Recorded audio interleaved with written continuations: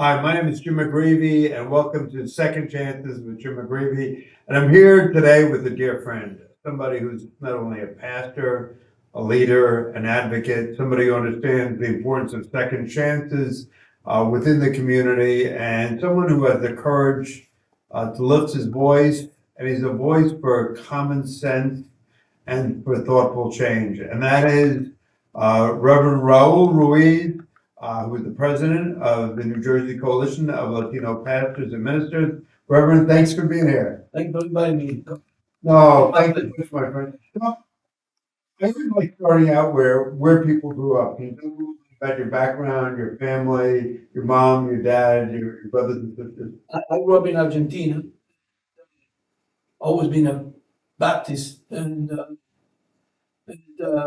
I came to the United States at 18, and following my parents. My parents came before, and after a while, I guess my parents came in.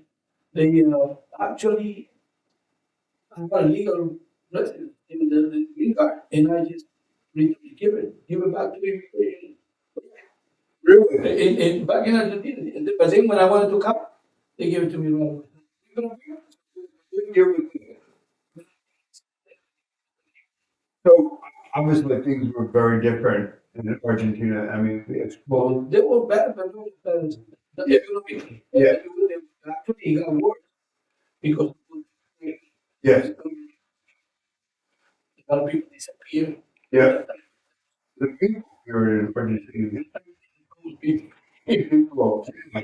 I remember reading a little bit about the life of Pope Francis and his reflection about what happened and that time and the repression and the missing, what was the term in Spanish? The missing person? Desaparecidos. Yes.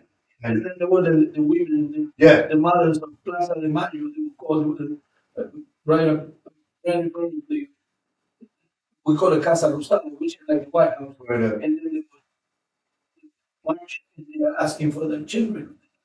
You know, and they're marching. yeah. They were white. Yeah, it was. And then they became right. They still have some Plaza de Mayo, which is the park where they would, and people would disappear. Actually, after I was here in the church service in the 80s, we were relocating Cuban refugees in Mariel, Yes. and we brought some refugees who were Yeah. actually incarcerated, and then we still here. Why were they incarcerated? Why? I mean, They were against the very repressive government. Right. And you had a military watch. Regime. Yeah. Military regime. And now even the military is gone because nobody knows how to fix it. Tragic. It's such a blessed with so many strong assets. Well, they say the same thing. I heard this about other countries, but they say the same thing. You know, God made Argentina with all these riches and pastures and cows and all of this, and they say, well, we have a great place, but let's put 40 million dumb people. And that's how we did. It's, yeah. But So you come to this country, and then what happens? You're 18 years old. I came and church became a place to do. Again, I didn't speak English, so it was a place to. It was a social place for me. That's what I met my wife. Yeah. Oh, that's where you met? Yeah, at church. And so, but then I got serious. So I just 2 seconds because I think she's a great. So how did you meet your wife? In church. Okay. Church. I was very young, and there were a lot of opportunities, but my wife grabbed me, and so I mean, a few years, like 3 years, so we got married. Good. And then I started going to school. That's when I started going to college. And then seminary. Okay. She helped me throughout. I used to work, but then I was working full time and going to school part time. And then I said, unless unless I start working. To finish school. Right, otherwise I'm going to retire. Exactly. So she worked. And then where were you living at this time? We lived in Newark, and actually my first house, the first house I bought was in Newark. Okay, I did not know that. And then when did you move to? Then we moved to Union City. Yeah, when did you move to Union City? First I bought first. Okay. I'm in Woodbridge. That's when you were mayor. Oh my gosh. When you were mayor, I voted for you. Thank I you. used to live in I Woodbridge. think. Yeah, Thank you. yeah. And at that time I was also doing some real estate. Okay. And so And when did you work for Church World Service?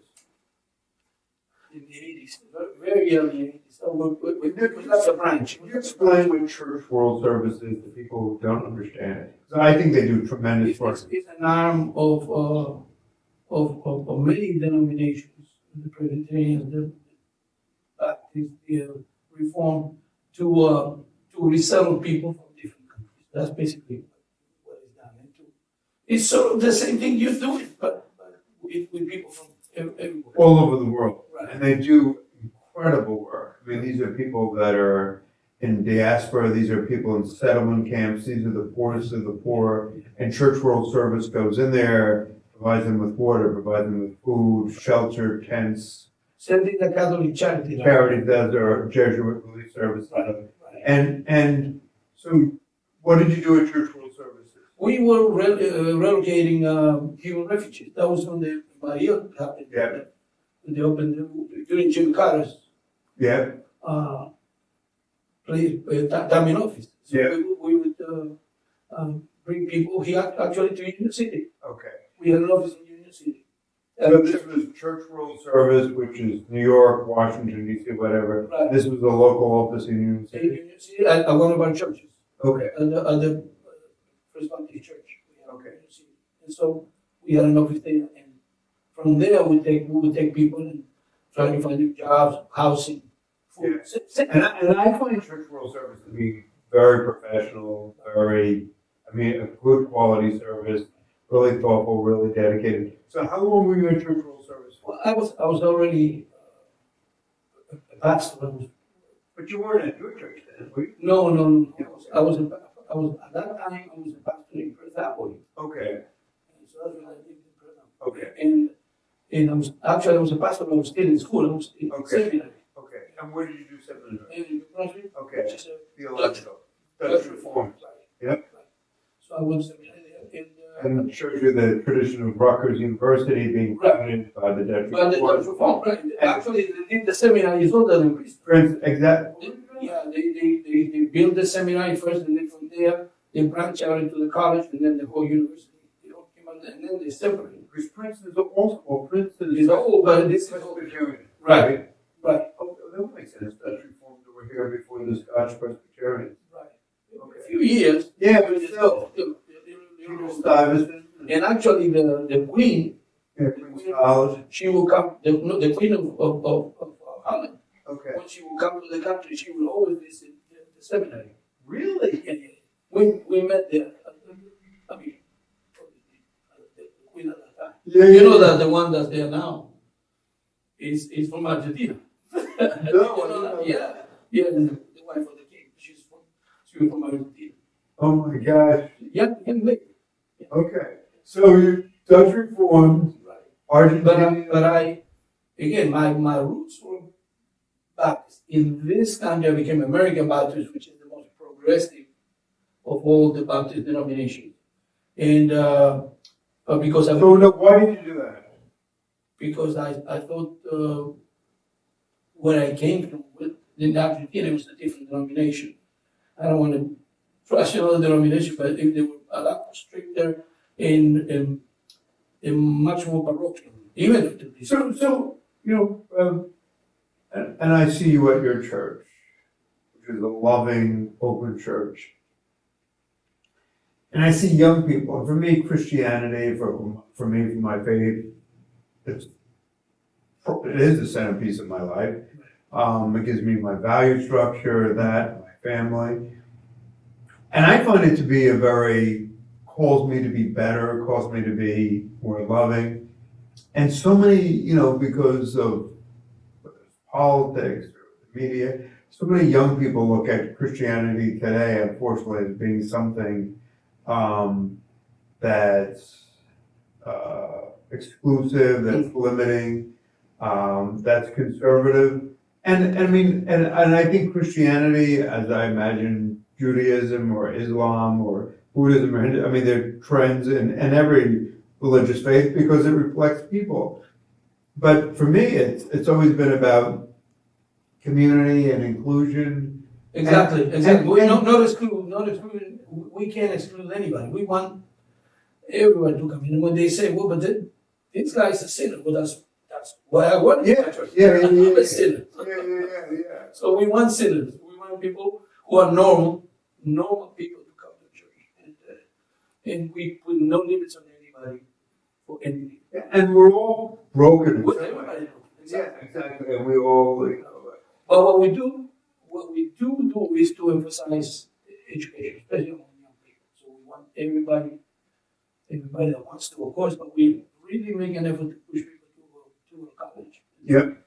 And because we know that the way to move up is like Through education. Yeah, no, I see that at your church. I mean, you're very much focused on education, continuing education, college, celebrating when young people go to college, when young people are successful in high school. So you see that as not only a way of social mobility, but you see that as part of your mission. a part of the mission, a part of the spiritual values that we have. Education becomes A spiritual. So when do you? I'm sorry, I'm going back. So when do you get to your church? To the church you're at now. I'm sorry.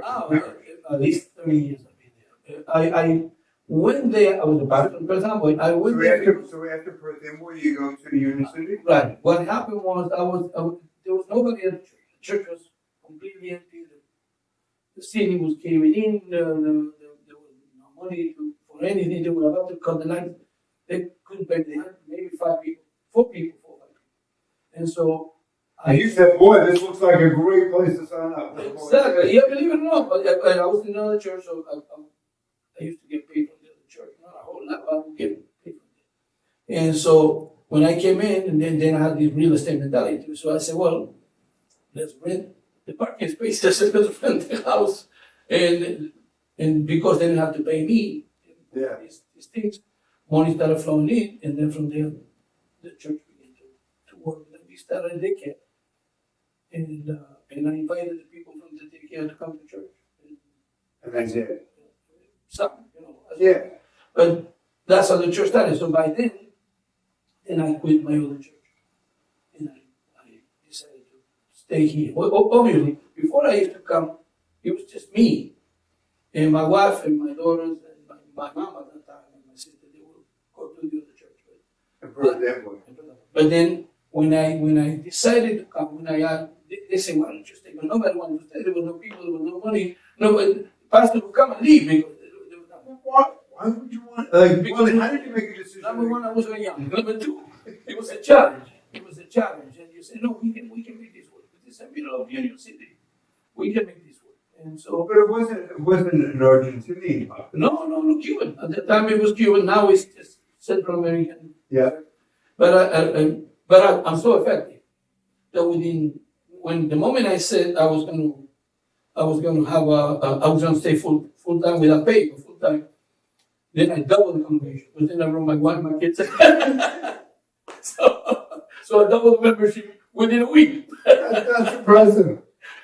It's hard to do that in the second week and third week. Right. Yeah, but it was a very good experience. And I tell you, I've been there over 30 years, but to me, it's just as if I started yesterday. I love it. Every day I get up and I know you love it. nothing better than to, but at the same time, I felt that we needed to do other things. And so that's why I felt that we needed to be more community involved, more involved in other areas that we touch it. And so that's what. And why Union City?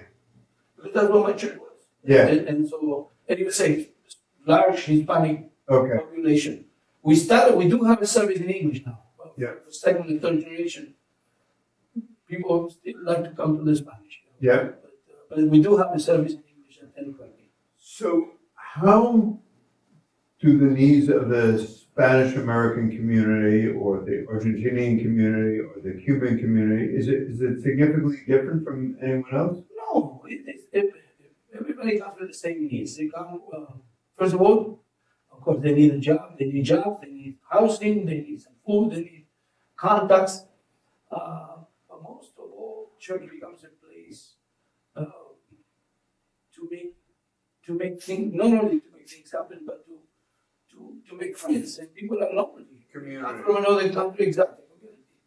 People come from another country, they don't know anybody, so church becomes sort of the second family or the only family some people have. And so people come to church and they stay until our service in Spanish starts at 12:30, when we're done. But then we have coffee downstairs. People stay till 3 o'clock. You got to tell them to leave. I mean, sometimes I leave. You want to stay, go ahead. I'm out of here.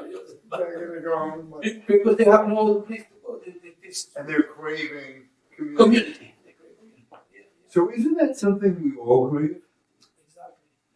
Well, from biblical times on. Exactly. Yeah. Church is community. And Isn't that's that? when you understand why when the Catholic Church says that we are saved through the church, Yeah. you can understand why.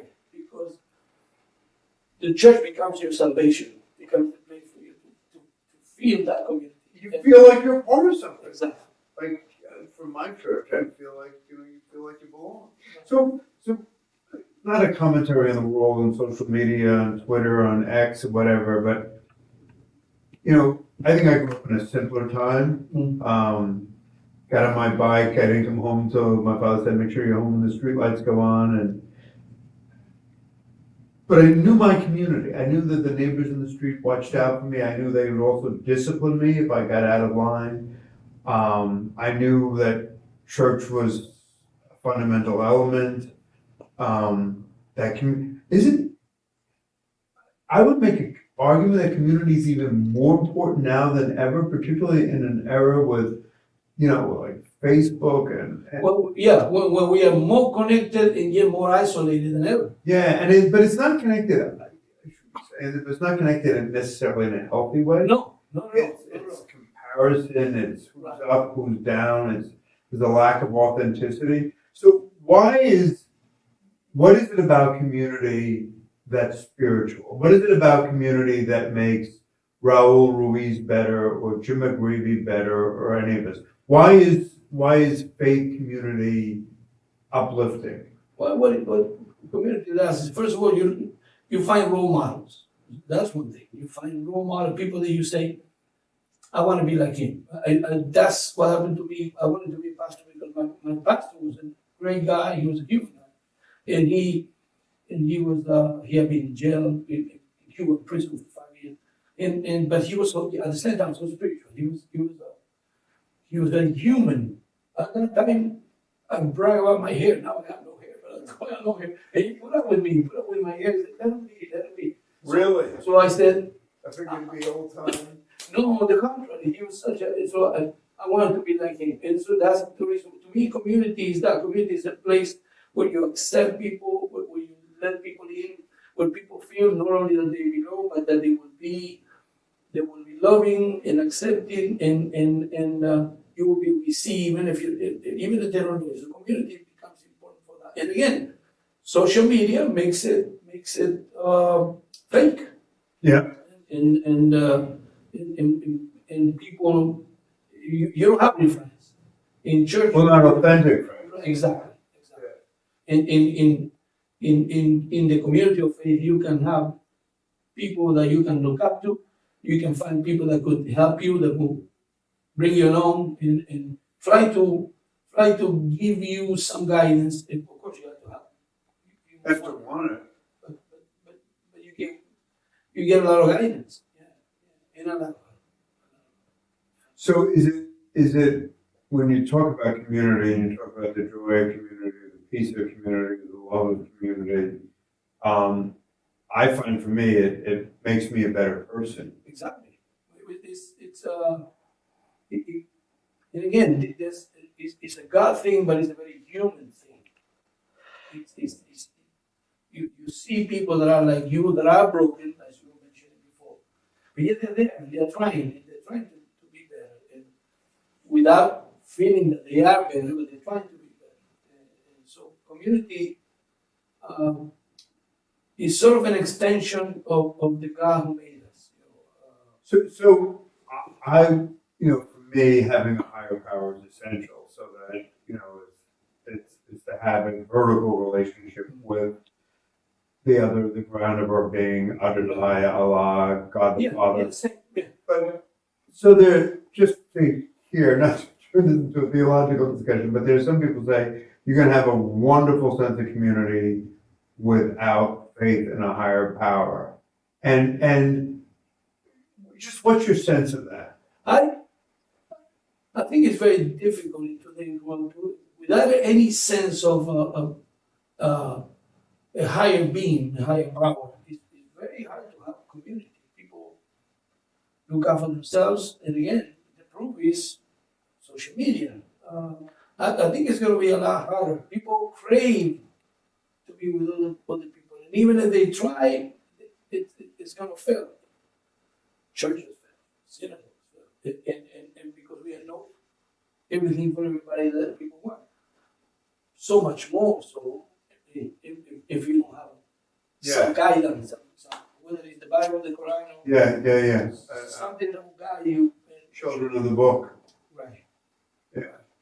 So, I mean, when you look at this spirituality, and for me, and probably violates some federal law in terms of reentry, but I find that for when guys or gals are coming home, we talk about people, places, and things. Whether it's AA or NA, when they're going out in the world, like we provide psychiatric services, we provide psychological counseling, addiction treatment, dental services here at the reentry center. By the way, we're not in Pastor's Church. We're at the reentry center, I think in the electrical lab. Thank you. Shows how much I know. It's probably putting the light bulb. But so when somebody is on a path, why is spirituality? And I've actually said this about you personally, Pastor, is that you see spirituality as being part of reentry. Mm-hmm. And I think that, and I agree with that wholeheartedly. Could you just talk about why you see that? Well, again, even in church, you see one side of people of society, but when you really see the need to embrace people is in programs like this for people who have lost all hope and who have nothing. And so providing for them all the services that you provide, to me, is a spiritual thing. To me, spirituality is more than just praying for someone. As the book of James says, give them what's necessary, which is what you're doing. Spirituality means being with the people where they're at and giving them what they need at the time. To me, it can't be anything more spiritual than that. Sometimes praying is not going to cut it. Yeah. It's going to be reaching out. Reaching out, services, support. Hanging out with someone, just being there when the person needs it, even though the person might not even care for God. But see, God cares for the person. So, yeah. Could you say that again? That's important. Yeah, but some people don't care for God, but God cares for people. So care for them regardless of who or what they are. God, remember, what was it? The Miserable, when the thief tells. Les Miserables. Yeah. The priest tells this guy, I don't believe in guys, but God believes in you. Yep, exactly. God believes in you. And so God believes in people. And so that's why it's a spiritual thing to deal with people that are hopeless and helpless. To be able to tell them, look, we believe in you. We believe you can be better. So I don't get to answer this question. So when a child is born, I look at every child, I look at every baby and every stroller and I say, that child is a blessing. Mm-hmm. So, do you, Pastor, believe that people are intrinsically born good? I believe that God made us in His image. And that, to me, there's a lot of good in that. Yeah. The Bible says that we are sinners, but at the same time, the Bible says that we were made in His image. And if you're made in God's image, you gotta be good. There's gotta be a lot good about There's you. a lot of good. Yeah, there has to be a lot of good. So, babies, again, they need to be guided. They need to be brought up in an environment that will give them possibilities. And So when I was a young prosecutor, Middlesex County, New Brunswick, I would be working with young people. I was in juvenile court. And the smartest guys that lived in public housing would sell drugs because it was the only thing they knew. It was the only thing they knew, it was the only thing they had. And I thought to myself, I'm prosecuting these guys and gals who are, 16, 17, 18. There's nothing in the area. I mean, literally, there's nothing in the area for a mile and a half, maybe 2 miles. This is the only means of income. They want to make a few dollars the same way that I wanted to make a few dollars. They're out there hustling, they're working hard. Actually, they're working a lot harder and longer than I did, and candidly making more money. But I thought to myself, at some point in time, these are the only lessons that they can learn. And the only role models they have. Yeah. The pimp or the drug lord was Yeah. he was the role model. Right. So that's how you know. That's how you have. So we can't say these people are bad because they didn't know anything. Nobody taught them anything. Well, that's who exemplified the values. That's who set the patterns of behavior. Exactly. So one of the things that I see is hard to do here, except when people, when they say the expression bottom out in terms of their addiction, and they're willing to, and this isn't just a Christian term, it's surrender. Right. That they understand that they, in and of themselves, it's hard to be a master of my own spirituality.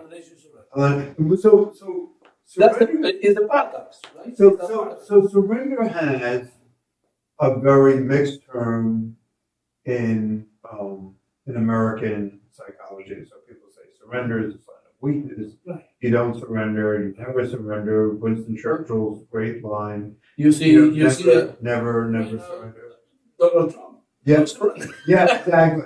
So what is surrender in the faith-based tradition? What does that mean in spirituality? It means you giving yourself up to a higher power in the hope that that higher power will give you the strength and the tools and the capability to become what you're not. You have very limited possibilities, but when you surrender, your possibilities become limitless. So you're surrendering. You're moving from your ego, Right. yourself, your selfishness, to you're surrendering to. Carl Jung called it, I think, individuation. Mm-hmm. But you're surrendering from your parochial, selfish ego, me. You're surrendering. Which is the American mentality, by the way. Right? The American mentality is me. And Well, there's a lot of capitalism in it. you see, even capitalism, I don't think capitalism is wrong. It's just No. it is used. But it's Right. But so I do it by my bootstraps. Right? I do it. It's me. I can't do it. I'm self-made. Nobody's self-made. We all standing on this. But my grandparents were immigrants and they came to this country with nothing. Nothing. They were poor and they were farmers. And whatever they made, and my grandfather was like a police officer, my other grandfather, but they also cared about their community deeply. Went through the Depression, went through World War II.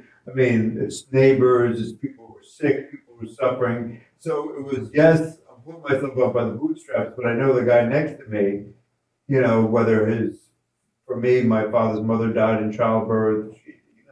my grandfather had him. But so there was a real sense of community. So it's the balance between. Because that kid who had no mom, then he becomes everybody's child. Right? Yep. So I don't know that on the constant surrender though. So you're surrendering to Your ego. Yeah, to that higher power. And by doing that, what happens? By doing that, that's what I'm saying is a paradox, right? By surrendering, you begin to own your life. You take ownership of your life. You can In a healthy way. right. You stop blaming society or people or my parents or my background or my ethnicity, and then I know there's something that I need to do because this higher power will help me To do so. So that's when it becomes life changing. Yeah. So when when I was in seminary, they talked about false idols. Right. And they talked about as part of the surrender, we all false idols, whether it's money, whether it's sex, whether it's power, etc. I guess social media. I mean, there's so when you talk about false idols, and you say that the Hebrew Bible, what Christians would say, the Old Testament is false idols. So what are false idols? And anything, an idol is anything that competes with God. Anything that you worship or that you live, that you are obsessed with it, and that your whole life revolves around that. It doesn't have to be a real idol, a statue of wood or something. It's something that you give your life to. So addiction could be a false idol. Exactly. Especially addiction. So how do you grapple with that false idol? So I mean, we say re-entry, we'll get your detox, we'll get your residential treatment, we'll get your IOP, something called medication-assisted treatment, and then we can do everything right, and there's still this craving in the back of the mind. How does someone, and some of it's physiological, right, because of the attraction, the chemical drug, but how do you change the psychology of the person? that's where the high power comes in. The way to deal with that is to surrender to a high power. You need to know that there is someone that will. Right, so I'm just going to jump in. So Jim McGreevy says, I surrender to a higher power, but then every day, not every day, maybe every week, I feel, Great. or like, say, I just feel like I'm not grounded. So what I do is I do morning prayer. And I actually notice that today, because I actually notice the day gets busy and whatever. I actually notice the days if I'm too busy, in quotes, to do morning prayer. I actually notice the days when I don't do it. So what's happening to me when I'm saying morning prayer? Why does that affect me so? Again, that works in your psyche, right there. You read Richard Foster's some spiritual disciplines. Yeah, I've seen it, but I haven't read it. Okay. And I should read it. He deals with that precisely. The fact that by hanging on to one or more spiritual practices, they don't have to be long, it could be 5 minutes. Yeah. That will sort of ground you. And that's Richard Foster. Okay. He's a Quaker. Okay. He's still alive. Okay. And then he wrote a little good book on prayer. One of the best books I read on prayer. Okay. But the thing is that grounds you, that gives, and that works within you. So you have, when you do whatever spiritual practice you do, which is the first thing that you neglect when you're busy. Yeah. Because it's easy to neglect it, whether it's prayer or meditating or reading. That's the one thing that you neglect. But when you neglect that, then you see the difference because everything sort of cramps in. Yeah. You need, in order for your day to really be longer or better, more productive, you need to take this time to pray, and then God will give you the balance, and your life becomes so a lot more structure. You can wiggle some things easier. Yeah. When you have some Because you suffering. feel like you're being more godly. Exactly. You feel like, and again, you don't have to be holier than anybody else. Yeah. It's overly biased. Yeah. You don't have to, but you can. But you see that you're trying. God sees that you're trying. Yeah. God sees that you're trying, and that alone will carry you further. Just that alone, just knowing that you're doing this. And then again, when you're praying, if I'm praying for you, and then later I see you and I'm angry at you, I can't be angry at you. I just pray for you. How can I be angry at you? So my whole attitude of my life and people changes. Yeah. So when you talk about prayer and prayer as a practice and virtues, I think it was Saint Benedict who said, humility, that pride is such a, and I see it like you talked about, whether it's politics or business.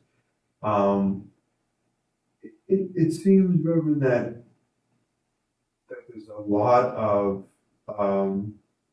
and I'm concerned with it in myself, that the ego can be a very dangerous, or it can be a how do we? It's so subtle, right? It's very subtle.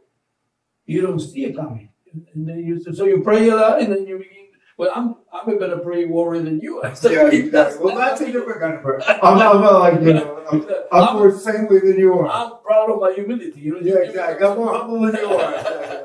Right. So that's usually it's so subtle that you don't realize. That's why the spiritual disciplines, will bring you back. Will constantly bring you back, because we need to. That's the one good thing about the Catholic Church. We have communion once a month. And this Sunday we have communion. Catholic Church, you have communion every week. Right. Or every day. What it does is that it brings you back to who you are. It lets you see yourself inside, and then you catch it. You catch this ego thing. But by doing it once a month, at least once a month, we can catch it. See, the problem with Protestants is that we say, as opposed to Catholic tradition, we don't confess to another man. But then it gets to the point when we don't even confess to God. So that's what confession has a place. Yeah, I confess. Yeah. Confession has a place. Right. It has a place. We don't call it confession, we call it counseling. But it's sort of the same thing. Then I'm opening myself up to you, and I'm telling you what's happening in my life in the hope. First, that God will not only forgive me, but He will. But that God will show me some lights. Yeah. On the other hand, You will give me some light. So there was that comedian, George Carlin. Right. Who was Catholic, and he said, Catholics have it all figured out. But you've got to know 5 minutes before you die so you can make a good confession. But if things don't work out and you're off by 6 minutes and you die before the confession, it's not a good ending. Right. But confession has a psychological or spiritual function. Exactly. More than anything else, because again, we believe in grace. In grace is not just for one day, grace is for life. We are forgiven for life. But what confession does, or prayer does, or any other spiritual discipline do, is that it gives us a way to go back to ourselves, to analyze ourselves, and to see where we are and go to. Again, same thing we call conversion. Yeah. Metanoia. Yes. Conversion. Sure. Conversion is a Greek concept. Exactly. It means you turn around. But it's not a one-time thing. We are constantly turning around and changing, because we keep changing. Our mind keeps changing. We learn new things. So is the journey of life for Raúl Ruiz as a child going out in the world? I mean, Joseph Campbell talks about this, and coming back into the world. That journey happens every day as well as in your lifetime. Exactly. So it's an everyday, it's sort of an everyday conversion. Every day you need to see where you are, and if what you thought was right continues to be right, with new information, with new things, sometimes you say, oh, wait a minute, I thought this was this way, but it isn't. This is a better way, and this is a more spiritual way of doing things. So, So we're always learning. We are long learners, right? so for you as a pastor, and obviously I'm speaking to friends of mine that are Jewish, whether they're Reformed or Orthodox or Muslim, whether Sunni or Shia, it's very different. But for Christians, how do you understand Jesus in your life? To me, Jesus is my Savior, but it's also my companion, my friend, the one that walks with me, and the one that basically tolerates me, tolerates who I am because I don't know what I should be, but I'm in that direction. I'm moving in that direction. But I know, even now, after all these years, I know what I should be. I should be better. I should be more loving, more caring, more tolerant, and I don't always have those qualities, even though I try. So Jesus becomes that paradigm that I look to all the time, that I'm striving to be, and it gives me that sense of reality. Again, this is real, but there's something that's There's something about higher reality. right. Again, the remember Plato says that there were two worlds, right? Yes. This one, Okay. right? And Yeah. the one, and actually, to me, that's what Christ sort of is. It's there, but it's here. The incarnation proves it, and the thing is that we all need to be in our own way, even as broken as we are. We all need to be little Christ for somebody. We need to see. People will not believe in doctrines, but people will believe in incarnations. Say more. What does that mean? It means that you're sort of the body and the flesh of Christ right here, the representation of Christ here today, and so you show people this is who Christ is today. You don't have to be perfect, but this is who I portray myself to be. No, I'm not faking it. But I'm trying to show you this is how in this world that God moves and works and acts and loves. So for you, Jesus is very much of an ideal. Right. So guys, can I try to first of all, so do you pray to God the Father or do you pray to Jesus? I pray to God. I pray in the name of Jesus, but I pray to God the Father. Yeah. Because He's the one that opened the world who gave us Jesus as well. I pray to God. I find Jesus to be so extraordinary as to be, and I'm probably violating church doctrine, as to be almost inhuman. I mean, the notion of dying on a cross and saying, Father, forgive them. They know not what they do. I would have been cursing those Romans out so badly. I will do. Exactly. Right. But it just, I just find, I just find his wisdom, forgive 7 times, no, 70 times 7. Give to Caesar what Yeah. Again, it is sort of, again, you call it human or supernatural, the fact that he has these two natures, and that the wisdom to show you a better world. And we do it sometimes. Even though we are very much human, there are times when that Jesus in us makes us act different. I've seen you act like that. I remember a while back when someone criticized you for something like that. I don't remember what it was about, something that happened somewhere. And they asked you, so how do you feel about this? Life goes on. So that was the great, to me, that was a great answer. To say life was on peace, to say, look, I'm going to forgive you. I'm going to move on. The life is bigger, it's better. There's so much to do that I'm not going to stop on these petty things. Yeah. God is bigger. Life is bigger. Love is bigger. But you know what? Two examples I met when I was in India. I was at an ashram with Mother Teresa's nuns, and I walk in there, and they put plastic all over me because we're meeting the lepers, right? And you know, and I myself wanted to be safe. And then I'm watching these nuns. They have no plastic on, and they're scrubbing the sores clean. And I just felt so inadequate or so Sort of embarrassed. embarrassed. Thank you.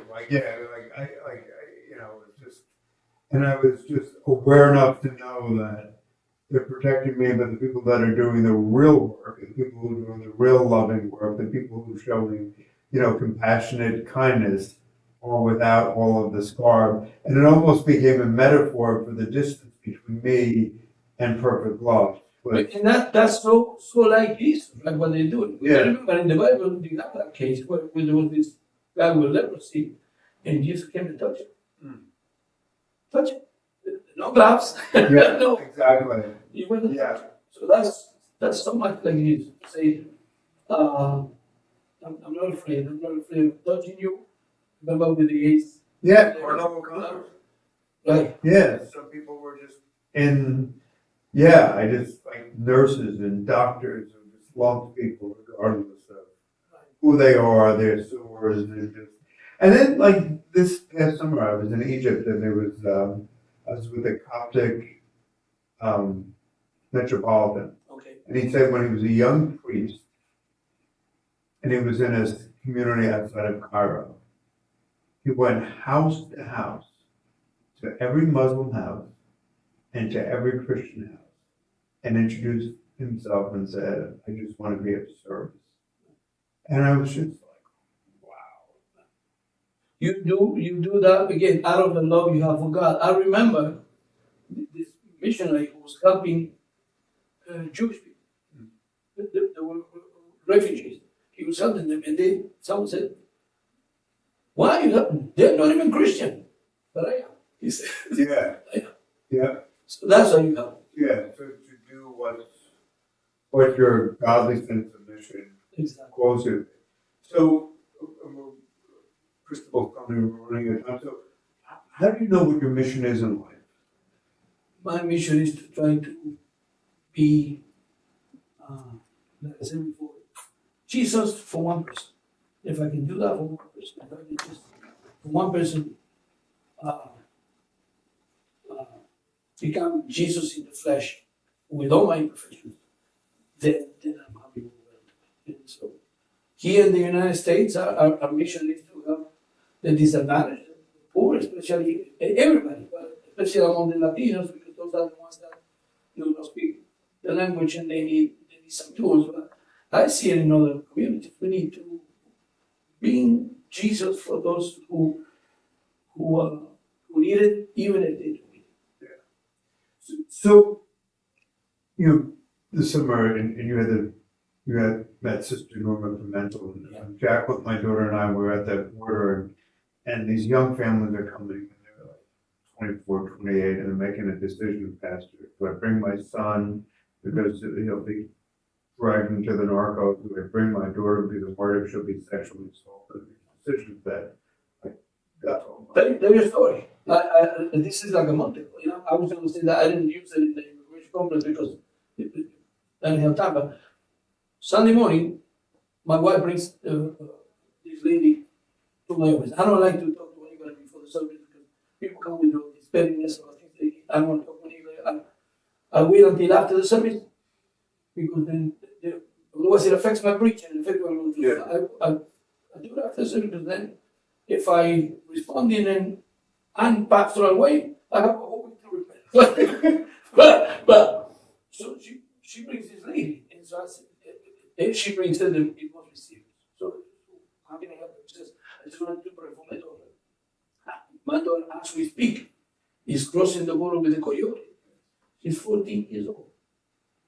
And so at the beginning, I got indignant. Of course, I didn't show it, but like this.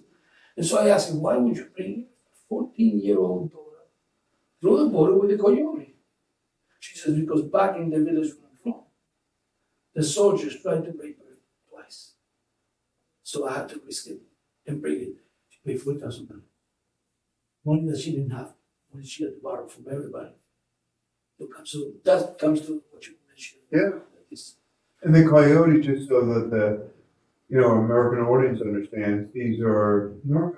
These are the narcos. Instead of moving drugs, they're moving migrants, and I don't mean this disrespectfully, but our immigration policy is like my grandparents who were illiterate farmers from Ireland couldn't qualify today because you have to be a doctor, you have to have some professional degree. And I understand the national interest in that, but there should still be an opportunity for people around the world, instead of to cross the Rio Grande to go through their capital of their country, whether it's Dublin, Ireland, or El Salvador or San Salvador to apply for immigration, just as people who want to have a better way of life and are willing to work hard. But one of the things that struck me, and there's that great passage in Leviticus that that on the night of Passover that you read, be merciful, for once you too were a stranger in a strange land. So and obviously I realize that there has to be a rational legal process in immigration, but for my grandparents who went through a famine and then, they went up to the north of Ireland to jobs and they couldn't get jobs, so they come to this country. What do you say to Americans who say, we've got to keep those walls high and deep? Again, but unfortunately, even Latinos are saying that. Yeah, I mean, just as an aside, I was in McAllen, Texas, with Sister Norma, and who was like this incredible person, and old habits die hard. So I'm like at City Hall in McAllen, Texas, right across from Manhattan, and I knock on them, talking to the clerk who's there. And I'm like, oh, tell me about McAllen, and she tells me about the mayor, and I said, oh, mayor. She says, oh, he's happens to be a generation or two generations. Means like a Republican, and he wants and so I understand there has to be process. There has to be order, else because chaos is never a good thing. But I mean, it's just understanding. We have chaos now. Yeah. We have chaos now. The only good thing I see lately was what happened in New York now that they are allowing the People to work. people from Venezuela to work and then fulfill those jobs that are needed. Because jobs are needed in New York. Yeah. But maybe to look at immigration not only as permanent but also work visas. Exactly. I mean, which is what happens in certain countries in Europe. Right. So we just have to come and wrap up. So Christian, to love, to joy, to find a sense of community, to look at your faith as an opportunity to do better. To do better, to be better. To say that again. To do better and to be better. To do better and to be better. And then obviously faith has played a central role in your life, and you said, and it's a central role in terms of reform for second chances and for people reentry. That's why I love reentry. That's why I'm always involved with you and what you do. I believe in what you do precisely because I think this is an extension of my ministry, and I think that to be part of something like this is where the gospel is being lived. This is the gospel. This program, this is an agency with a heart, which makes all the difference in the world. If you have an agency like this, but without any sense of a high power, you miss the heart. You become Pinocchio. Yeah. No harm. Yeah. And so then you deal with people, either you qualify or you don't. And that's it. Yeah. No. No. Yeah. There's always the heart what makes the difference. What allows for people to have a second chance is the heart. The heart demands more of them, Right. but it also demands more of us. Exactly. No, of course, the heart it's tough. The heart is tough. You need to provide some guidelines, but at the same time, the heart provides hope. What a great way to end life. Thanks, Pastor. God bless. And I don't get a chance this. This was, personally, this was the best. Good. Thanks, my friend. Thank you. Thank you very much.